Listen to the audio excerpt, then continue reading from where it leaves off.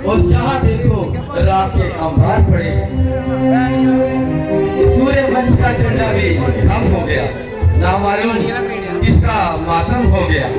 क्या ये वही अयोध्या है जहाँ हर समय कंधे से कंधा छिड़ता था और प्रत्येक गुजरने वाले को बड़ी कठिनाई से रास्ता मिलता था। आज वही ना केवल कोई आता जाता दिखाई दे रहा है, बल्कि किसी का बोल भी सुनाई नहीं दे रहा। बेशक लक्षण तो कुछ खराब ही दिखते हैं। चलिए भ्राता, शीघ्र पिताजी के कक्ष की ओर चलते हैं। चलिए शत्रुघ्न जी।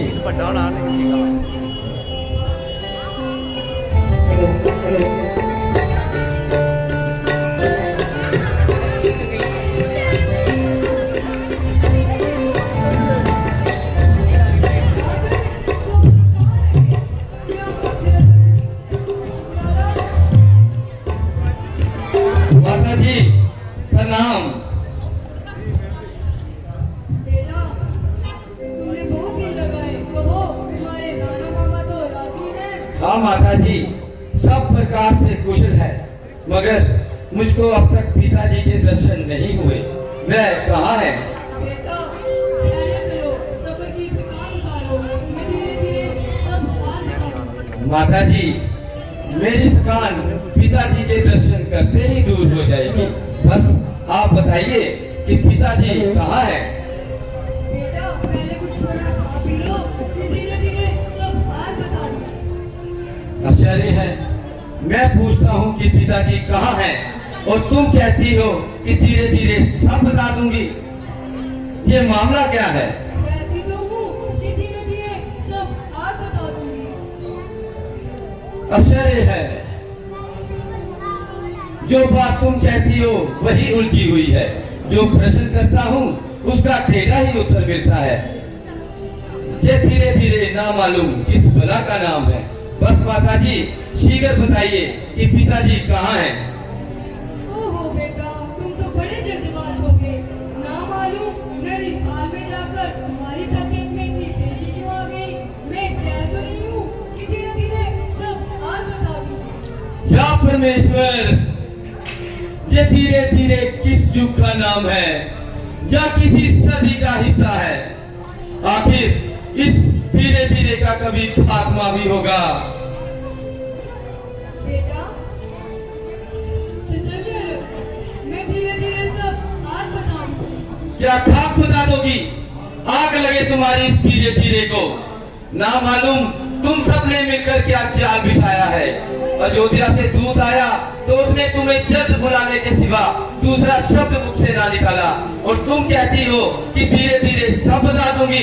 बस माता जी जल्दी बताइए कि पिताजी कहाँ हैं? बेटा, तुम्हें तो खामखा ही हट चढ़ गई। मैं कह तो रही हूँ कि धीरे-धीरे फिर वही धीरे धीरे। माता जी, अगर अब की बार आपने ये शब्द अपने मुख से निकाला तो आपका बेटा भरत आपके सामने अपने प्राण त्याग देगा। जल्दी बताइए कि पिताजी कहाँ हैं? बेटा, शोक, ये तुम्हारे पिता वत्सराज। पिताजी!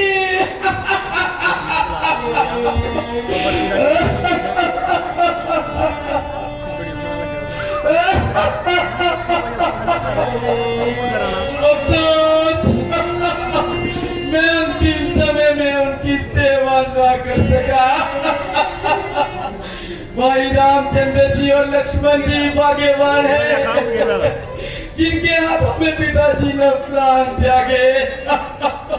अच्छा माता जी, ये तो बताइए कि पिताजी को रोग क्या था? रोग तो कुछ भी नहीं था, बस आए लक्ष्मण कहते हुए क्या कहा? भाई रामचंद्र जी और लक्ष्मण जी यहाँ उपस्थित नहीं थे, वे कहाँ थे? बेटा, वो तो पहले ही चले गए थे। उन्हीं के विदाई में आपने अपने प्राण दिए।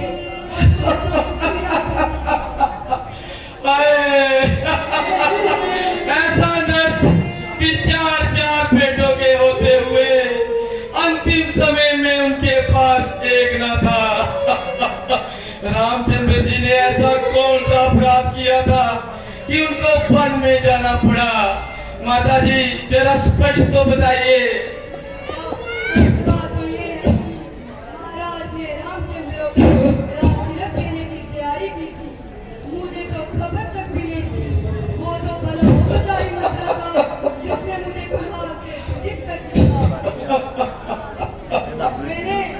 समय महाराज से 2 वचन पूरे कराने का प्रण लिया हुआ था। उचित अवसर जानकर 2 वचन पूरे करने के लिए मैंने विवश कर दिया। रामचंद्र को 14 वर्ष का वनवास और तुम्हारे लिए राजतिलक मांग दिया। और सीता भी साथ में गई है। भला बेटा खुद ही विचार कर, मैं ये कैसे मानता कि रामचंद्र बात करे और मेरा बेटा झूठी मारा मारा करे। बेटा मैंने अपना कर्तव्य पूरा किया, अब तुम जानो और तुम्हारा हे जमीन फट जा, ताकि मैं तुझ में समा जाऊं। अब मैं अयोध्या वासियों के सामने क्या मुंह लेकर जाऊंगा?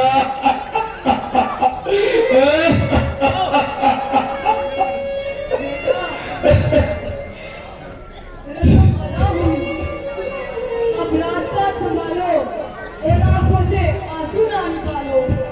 बेटा मैंने जो कुछ भी किया तुम्हारे भले के लिए किया। भला नहीं माँ, बिल्कुल नहीं। भला मंजूर तुझको था तो करती जे भला मेरा। जन्म जब था लिया मैंने दबा देती गला मेरा।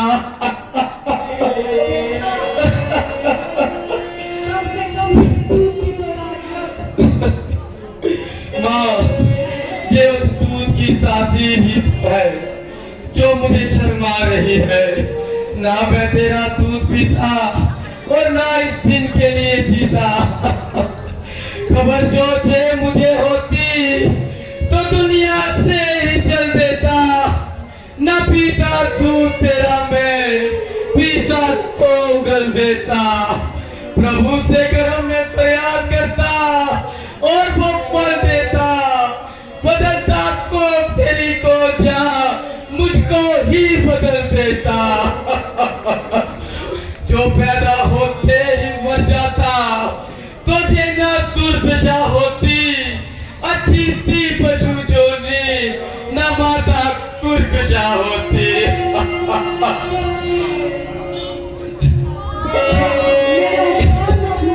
मैंने तुझे दास करने से बचाया।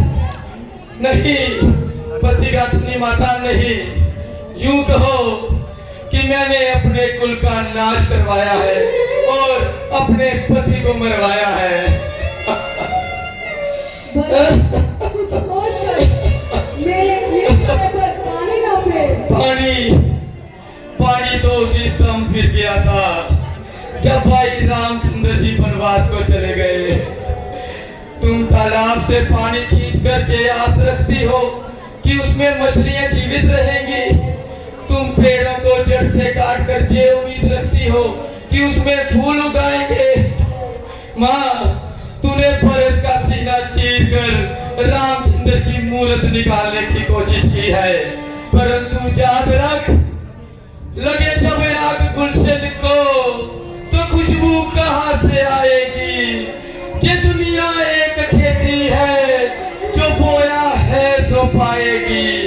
कपट जो है किया तूने पर ये पूर्ण नहीं होगा।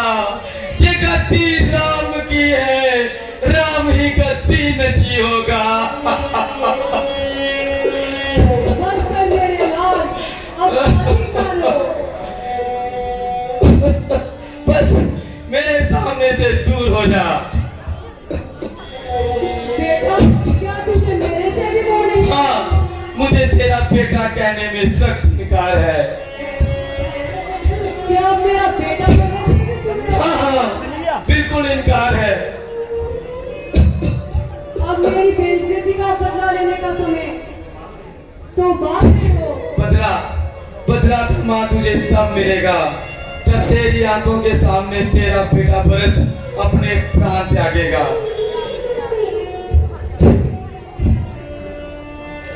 ऐसा भी अधिक क्या हुआ? ताकि तुम्हें मालूम हो जाए कि माता कौशल्या और माता सुमित्रा का किस तरह मलाल है। बेटा